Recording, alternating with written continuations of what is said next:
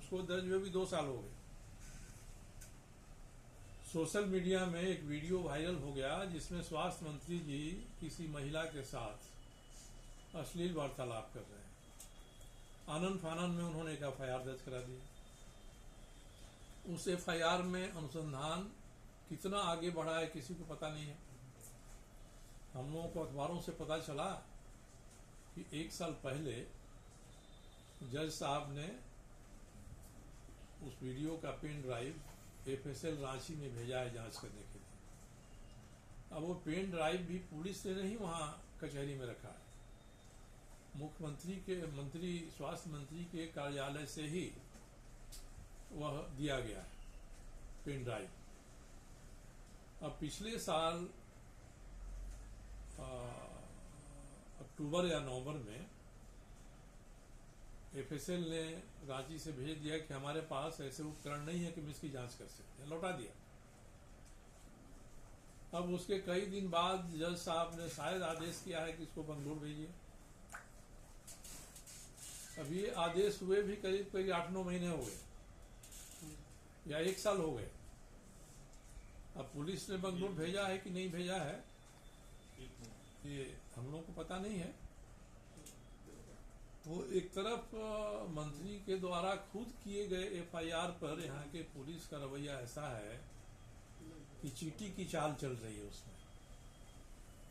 तो किसको बचाना चाह रही है? तो इस तरह के जो कई सवाल खड़ा हो रहे हैं,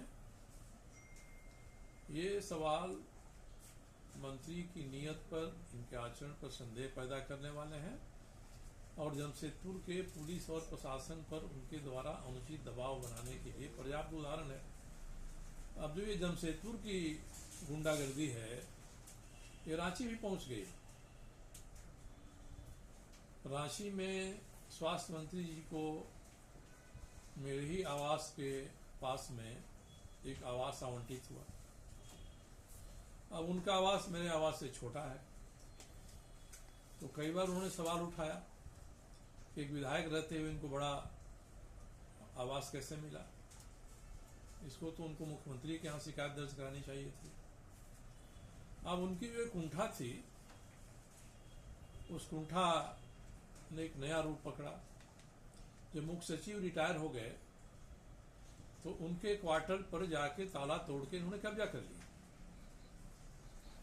मुख्य सचिव के सरकारी आवास पर स्वास्थ्य मंत्री श्रीमान बन्ना गुप्ता जी ने ताला तोड़कर कब्जा कर लिया। उस समय श्रीमान चंपाई सोरेन जी मुख्यमंत्री थे, उन्होंने आवंटन नहीं किया, कहा कि मैं आवंटित नहीं कर सकता हूं यह आवास, ये तो मुख्य सचिव का आवास है। मगर ताला तोड़ के कब्जा बनाए रहे। अब कुछ दिन से चंपाई सोरेन जी के हटने के बाद श्रीमान हेमंत सोरेन जी मुख्यमंत्री हैं। तो आज की तिथि तक हेमंत सोरेन जी ने भी इनको आवास आवंटित नहीं किया। तो सरकारी आवास पर अवैध कब्जा रखना, यानी जमशेदपुर में जो उत्पात हो रहा है उस उत्पात का विस्तार रांची तक हो गया। अब इस पर मुख्यमंत्री अगर कुछ नहीं सोचते हैं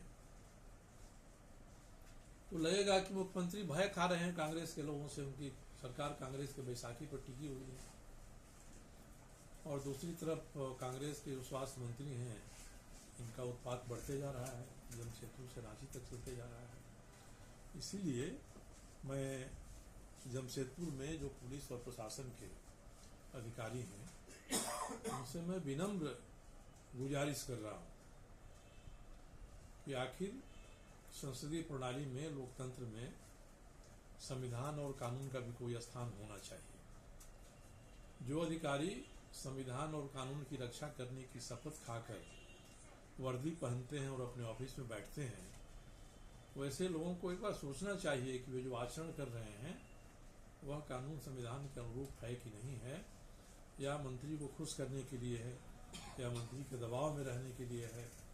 तो ऐसी स्थिति रहेगी और आम जनता का मानवाधिकार का भी हनन इससे होगा, तो हम लोग तो चुप नहीं बैठेंगे।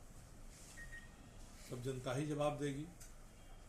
इसीलिए मेरा अनुरोध है कि IAS IPS इस स्तर के जो अधिकारी हैं वो अधिकारी थोड़ा संयमित होकर कानून और संविधान के प्रावधान के बारे में भी सोचें। अगर कोई मंत्री नंगई पर उतारू हो जाएगा तो उसका नंगापन ढकने के बदले में पुलिस प्रशासन उसके नंगापन को और उघाड़ने लगेगा, तो इससे तो पूरी व्यवस्था ही चौपट हो जाएगी। ये जमशेदपुर में हो रहा है, हम लोगों के आंख के सामने हो रहा है।